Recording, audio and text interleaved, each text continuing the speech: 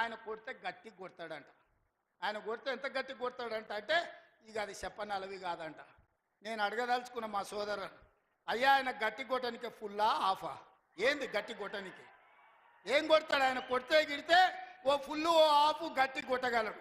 అంత మించి గట్టి కొట్టేది ఏందుంది? 10 ఏళ్ళు నువ్వు గట్టి కొట్టేటోని అయినుంటే నిజంగానే నువ్వు గట్టి కొట్టాలంటే డ్రగ్స్ పార్టీలు ఫామ్ హౌస్లలో చేస్తున్న నీ కొడుకును వంగబెట్టి గట్టి కొట్టు, వానికి బుద్ధి వస్తుంది. ఢిల్లీలో లిక్కర్ దందాలు చేసి తెలంగాణ గౌరవాన్ని తీసిన నీ బిడ్డను దౌడ మీద అంగబెట్టి గట్టి కొట్టు. తెలంగాణ పరువు తీసినందుకు గట్టి కొడితే వస్తుంది. కాళేశ్వరం పేరు మీద 1,00,000 కోట్లు మింగిన నీ అల్లుని దౌడ మీద అంగబెట్టి కొట్టు గట్టిగా. అప్పుడు వానికి బుద్ధి వస్తుంది, సిగ్గు వస్తుంది. తెలంగాణను ముంచినందుకు గట్టి కొట్టేది ఉంటే నీ ఇంట్లో కొట్టు, వాళ్ళని దారిలో పెట్టు. కాంగ్రెస్ను గట్టి కొడతా అంటే మా కాంగ్రెస్ పార్టీ కార్యకర్తలు ఊరుకుంటారా? రా, ఎంత గట్టి కొడతావో చూద్దాం. పొంకణాల పోసిగానికంట మూడు ఎట్లంట 36 దొడ్లంట. వెనకడికి పొంకణాలు చెప్పేటోడు. 10 ఏళ్ళు నువ్వే ఉన్నావు కదనే, 10 ఏళ్ళలో నిన్ను ఇవ్వడం చేయొద్దన్నాడా? ఇవాళ మేము 12 నెలల ఏమి చేయలేదు అంటున్నాడు. నేను అడుగుతున్న ఇక్కడికొచ్చిన మా ఆడబిడ్డల్ని, అక్క 500 రూపాయలకు సిలిండర్ వస్తలేదా? ఆర్టీసీ బస్సులో ఉచితంగా మీరు బస్సు ఎక్కుతారని టికెట్ అడుగుతురా? ఆయల్లా అమ్మగారింటికి పోవాలంటే ఇంటి ఆయన కిరాయి పైసలు అడగాలి. అమ్మవారి గుడికి పోవాలంటే పక్కింటోళ్ళు తోడు రావాలి. ఇవాళ 500 రూపాయల సిలిండర్, ఆడబిడ్డల కార్తీలో ఉచిత ప్రయాణం, 200 యూనిట్లు ఈరోజు ఉచితంగా కరెంటు, 25,50,50,000 రైతులకు 21,000 కోట్ల రూపాయల రైతు రుణమాఫీ చేసినాం. రైతు భరోసా కేసీఆర్ ఎగనామ పెడితే వచ్చిన ఎంబడే 7,625 కోట్ల రూపాయలు ఇవాళ రైతు భరోసా మొదటి విడత ఇచ్చినాం. రెండో విడత ఈరోజు రైతు భరోసాల 10,000 కోట్ల రూపాయలు, ఎకరాకు 12,000 సంవత్సరానికి ఇవాళ మనం మొదలు పెట్టినాం.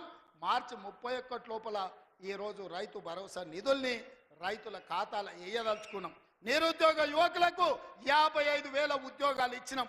ఇవాళ ఆడబిడ్డలకు, మహిళా సంఘాలకు పాఠశాలలు నిర్వహించుకోనికి అమ్మ ఆదర్శ పాఠశాల ఇచ్చినాం. ఇవాళ పాఠశాల పిల్లలకు బట్టలు కుట్టే పని ఆడబిడ్డలకు ఇచ్చినాం. ఇవాళ 1000 మెగావాట్లు సోలార్ విద్యుత్తు ఆడబిడ్డలకు ఇవాళ నిర్వహించుకోవడానికి ఇచ్చినాం. ఇవాళ మహిళా సంఘాలకు 600 బస్సులు కొని ఆర్టీసీకి ఇవాళ కిరాయిలకు పెట్టే అవకాశం మా ఆడబిడ్డలకు ఇచ్చినాం. ఈ రకంగా చెప్పుకుంటూ పోతే ఈరోజు కొడంగల్ నారాయణపేట లిఫ్ట్ ఇరిగేషన్ మహబూబ్ నగర్కు తీసుకొచ్చినాం. 5,000 కోట్ల రూపాయలతో కొడంగల్ అభివృద్ధి పనులు, 1000 కోట్లు ఇవాళ నారాయణపేటలో అభివృద్ధి పనులు తీసుకున్నాం. పాలమూరు ప్రాజెక్టు పూర్తి చేయాలని ఇవాళ ముందుకు పోతున్నాం. ఈ రకంగా మేము వచ్చిన తర్వాత ఇంతకుముందే పొంగులేటి శ్రీనివాసరెడ్డి గారి నేతృత్వంలో ఆనాడు ఆగిపోయిన ఇందిరమ్మ ఇల్లు మళ్ళీ ప్రారంభించి నియోజకవర్గానికి 3,500 కాదు, అవసరమైతే 5,000 ఇల్లు ప్రతి నియోజకవర్గానికి 5 లక్షల రూపాయలు పేదవాడు ఇల్లు కట్టుకోవడానికి ఇవాళ ఉచితంగా ఇస్తున్నాం.